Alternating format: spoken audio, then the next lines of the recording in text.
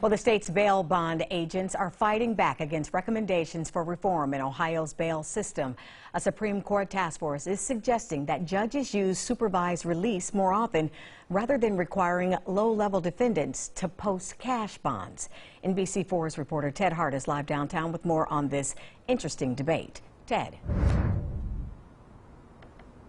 Well, and Darlene, part of the argument for bail reform here in Ohio is that low-level, nonviolent offenders are too often cannot come up with the money. They cannot pay the cash bonds to get out of jail, and that creates additional hardships for their families, for their loved ones. They might lose their jobs or ultimately even lose their housing.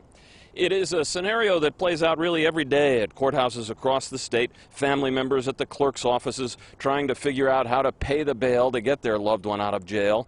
Bail is meant to ensure future appearances in court. And the recommendation from the state task force, though, includes using risk assessment tools to determine a defendant's risk and offering supervision and alternatives to pretrial detention rather than bond amounts that they can't afford. The state's Bail Bond Association says that the recommendations are essentially mandating alternatives to cash bond, and they believe will lead to many more defendants failing to show up. When you have a bondsman there, we make sure you show up. And if you don't, we hunt you down, we bring you back, and you sit in justice. The amount of money somebody can post to a judge or a bail bondsman does not make them any more or less safe in the community. What we should be looking at is what risk do they actually pose.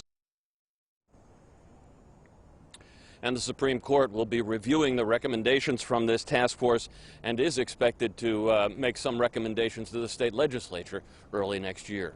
Local for you and live downtown, Ted Hart, NBC4. All right, Ted, thank you.